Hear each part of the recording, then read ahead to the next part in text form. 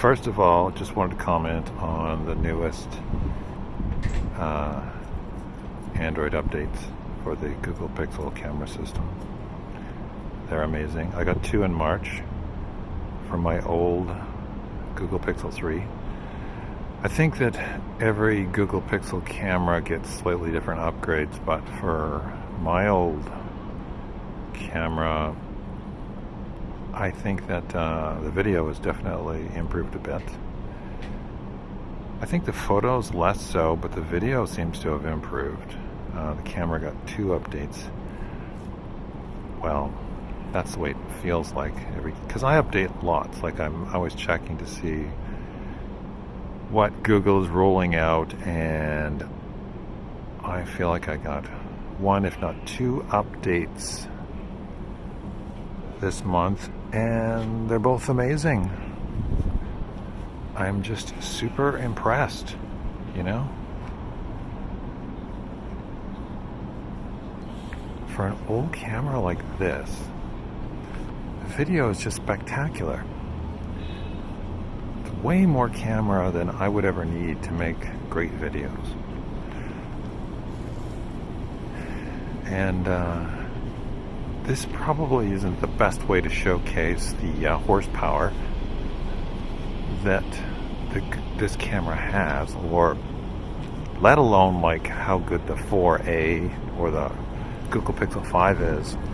Like the Google Pixel 5 must have outstanding video. I mean, it's the same sensor, but still, it's even got better software than this Google Pixel 3. So I'm really impressed with the video here.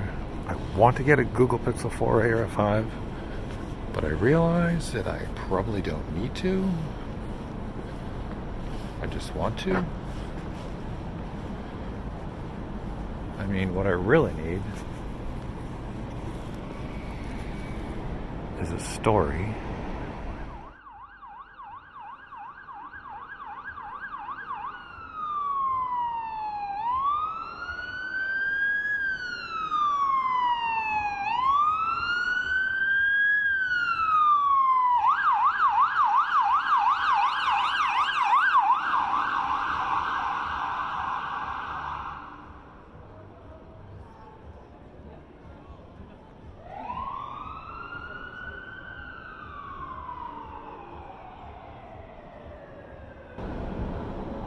We have to check out this back alley because it's super cool. This is the back camera. The back camera should be amazing, which it is, of course. But now let's check out the crappier front camera in this back alley. Okay, this is not bad. Not bad, not bad. Like for this sensor, this is pretty good. Okay, now here, look at this angle here though. That's pretty darn cool. Look at that. That's awesome. That looks amazing for a front camera sensor. Let's switch now to the 0.7 because the Google Pixel 3 has the wide angle lens as well as the standard lens. Let's check that out. Oh, hold it. You can switch to it. Boom, look at that. You can switch to it on the fly. You know, that is not as good. It's obviously inferior to the back camera, but still, that's not bad. There's no stabilization, but still, damn, that's not bad. Like, that is not bad. You see, I have 0 excuses for not being able to create good content.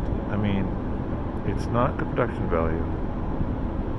It's just the, wow, not bad. No stabilization. You probably you can add some in post though. But yeah, there you go. That's the Google Pixel 3. That's the new updates. I mean, to tell you the truth, camera had great video before. So, I mean, now it's a little bit better. And I'd love to get my hands on a 5. Or the new 5A is probably going to be very similar to the 5. 6 in the fall might be amazing. They might give us a new sensor. Not that we really need a new sensor, because clearly this looks a hell of a lot better than those new iPhone 12 Pros. Oh, their stupid flickering Smart HD video. God, I shouldn't crap on iPhone too much, you know. They're making a lot of money, so. Yeah, they're making a lot of money, so why should they change it? I mean, the demographic for filmmakers who use phones to shoot videos and who are complaining about all the video problems with the new iPhones is probably pretty small. So now we're just walking across. I'm not even really using special walking techniques. Just walking. For an old camera like this, it's got decent stabilization. Like really decent. But the front camera works perfectly in the daytime. It's night is when you get a little bit of stabilization artifacts. But that's just the 1x setting on the front camera. I'm just walking normally, kind of a noisy street. You know, it works good enough, you know. I mean, for a Google Pixel 3, I think it's amazing. You know, the only thing that's lacking is the same old thing. Story, story, story. I need more story. But there's even some defocus. You can lock the focus on your face. And you can get some half-decent defocus in the background. I think that's pretty damn amazing. And the audio is more than acceptable. Especially if you had something worthwhile to say. Okay, here's another reason why the Google Pixel 3 is an amazing camera. It's because it runs on the Android operating system, which gives you access to Open Camera. It's an amazing third-party app which there is no equal in Android or Apple.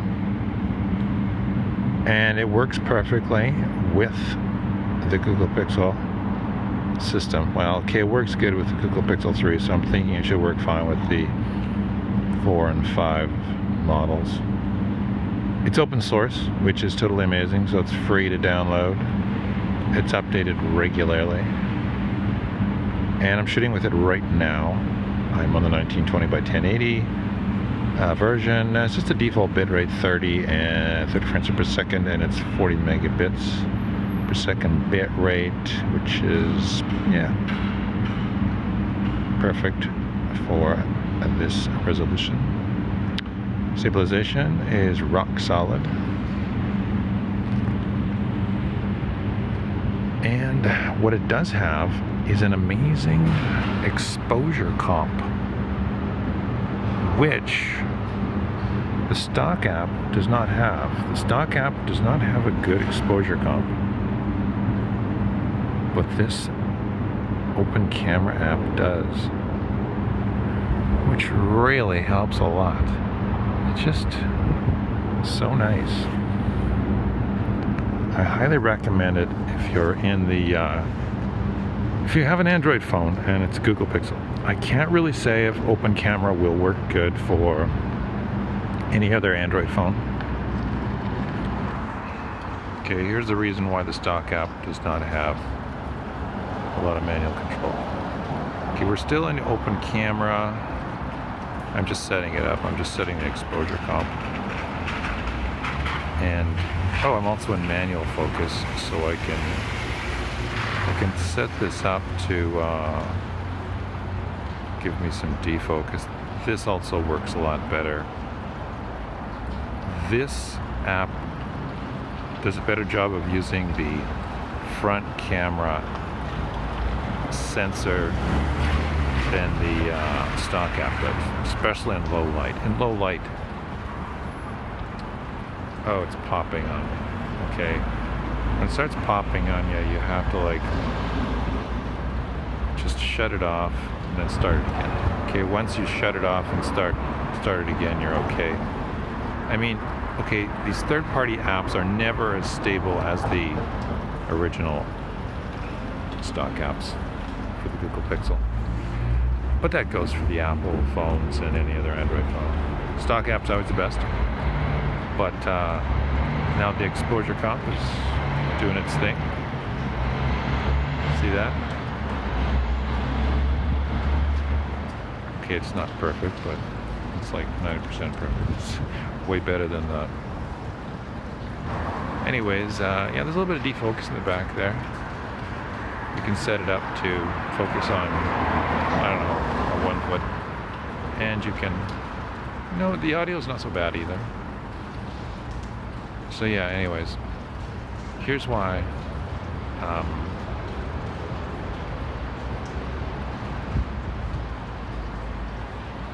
there's not a lot of manual control with not only the Google Pixel 3, but all cell phone cameras. Well, except for maybe Sony Xperia has a lot of manual control. They're different. Sony's always been, a little bit different. Okay, other than Sony,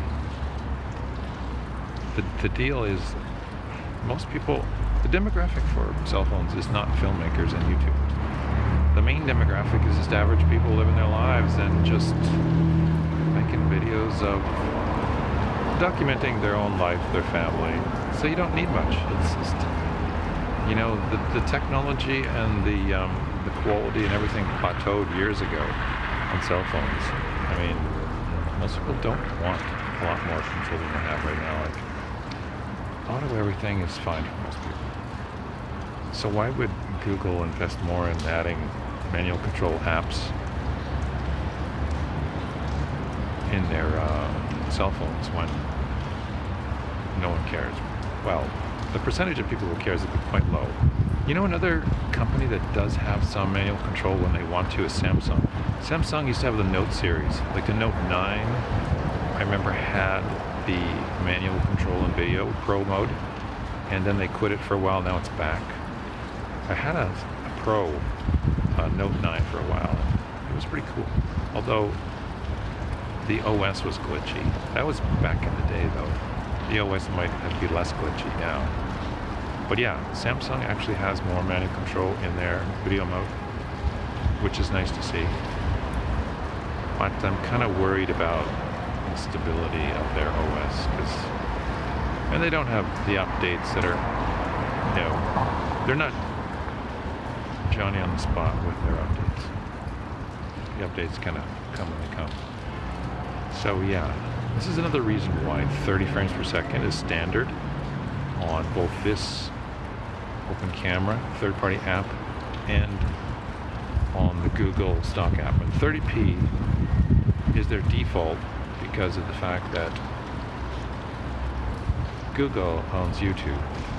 And I believe, from what I've heard, that 30p is kind of the default frame rate for everything on YouTube. Even when it's in a 50 hertz country, like a PAL country. And I think the reason is because all the displays, all the screens are 60 hertz. Like all the cell phones are 60 hertz, all the computer screens are 60 hertz.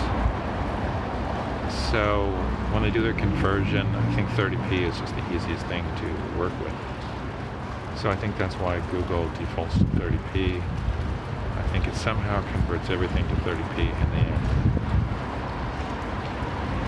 So yeah, 24p has a cool look to it, so does 25p, but if you just want to make your life easier, shoot 30p. And just use a camera that's got the least amount of manual control possible. Because another thing with making an app, like a video app, with a lot of manual control, or a lot of like detailed control, is glitches, problems. It's just harder to make it stable. So even this thing, which has a lot of control, there's just more shit to go wrong. That's why the stock app, you know, it's not perfect, it sucks for control, but damn, it gets the job done like you can count on it. And there's a lot to be said for that.